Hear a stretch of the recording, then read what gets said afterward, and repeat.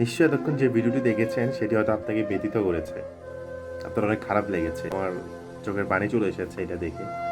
তো হয়তো সংশ্লিষ্ট যারা এই কাজটি করেছেন ওনাদের খারাপ নাও লাগতে পারে, আর ওনাদের হয়তো আইনি সক্ষমতা থাকতেও পারে এই জিনিসটা করার মতো, ওনাদের আইনি বৈধতা আছে হয়তো।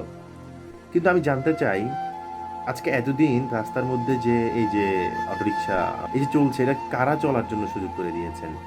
এই যে অবৈধ অটোরিকশা যেগুলো চলেছে এগুলো চলার জন্য কারা সুযোগ করে দিয়েছেন? এগুলো বিক্রি করছেন কারা, এগুলো আনছেন কারা? আমি জানি না এটা বিস্তারিত, হয়তো এটা রেজিস্ট্রেশন করতে হয় বা রেজিস্ট্রেশন ছিল না এমন কিছু। যদি রেজিস্ট্রেশন নাই বা থাকে, এতদিন কিভাবে চালিয়েছেন তারা? কার তত্ত্ব চায়? কিন্তু আমার কথা হচ্ছে, প্রত্যেকটা জিনিসের একটা প্রক্রিয়া আছে, একটা স্তর আছে। যদি তারা অবৈধ রিক্সা চালায়, যেহেতু এই রিক্সা দিয়ে তার পরিবার চলেন, তার ছেলে সন্তানের পড়াশোনা, ছেলে সন্তানের ভরণ পোষণ, তার বৃদ্ধ বাবা মায়ের ওষুধ খরচ, এভরিথিং সব কিছুই আসলে একটা বাহনের উপরে নির্ভর করে। এটা শুধু একটা অটো রিক্সা নয়, আপনার মতো আমার মতো যারা শিক্ষিত আছে আমাদের চোখে শুধুমাত্র একটি অটো রিক্সা, কিন্তু এটি আসলে অটো রিক্সা নেই, এটি দ্বারা 8-10টা মানুষের আসলে চলা হচ্ছে, বা একটা সম্বল, শেষ সম্বল। আমি শুনছিলাম একজন কান্না করে করে বলছিলেন যে তার কিস্তি তুলে সে 80,000 টাকা দিয়ে নিয়েছে। না, কি হয়েছে আজ? হয়তো প্রক্রিয়া থাকতে পারতো, তাকে জরিমানা করা যেতে পারতো কিছু টাকা, বা তার এটা আপনি কেড়ে নিয়ে 2-4 দিন রেখে দেওয়া যেতে পারতো।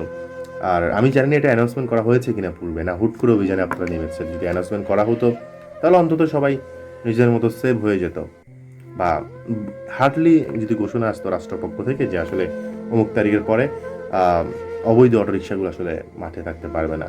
আর যদি বৈধতা পেতে হয়, যদি কোনো রেজিস্ট্রেশন প্রক্রিয়া থাকে, আমি শুনেছি একটা আইডি কার্ড দিয়ে মানুষ সম্ভবত একজন রেজিস্ট্রেশন পাবে, এমন কিছু একটা, তাহলে আপনারা অত তারিখের মধ্যে রেজিস্ট্রেশন করে নেন। কিন্তু এভাবে আসলে তাদের রিজিকে লাথি মেরে, বুকে লাথি মেরে আসলে আমি জানি না, আমি আবারও বলছি যে এটা যারা করেছেন, সংশ্লিষ্ট যারা ছিলেন, তাদের হয়তো বৈধতা আছে তারা এটা করার, সেহেতু করেছেন। কিন্তু এর চেয়ে বড় বড় আসলে থাকতে পারেন অনেকগুলো ইনস্টিটিউট, দুর্নীতিতে আখড়া, দুর্নীতিতে ক্ষতিগ্রস্ত থাকতে পারেন। বাংলাদেশটা তো আসলে পিরাউলিয়া গ্রামের এখন ওই যে বাংলাদেশে যে প্রক্রিয়া চলছে, যে ব্যবস্থাপনা, সেটা তো আর পিরাউলিয়া গ্রামের না। তো থাকতে পারেন অনেক লিকেজ থাকতে পারে, বাট সেগুলো নিয়ে আসলে আমরা কতটুকু কাজ করছি।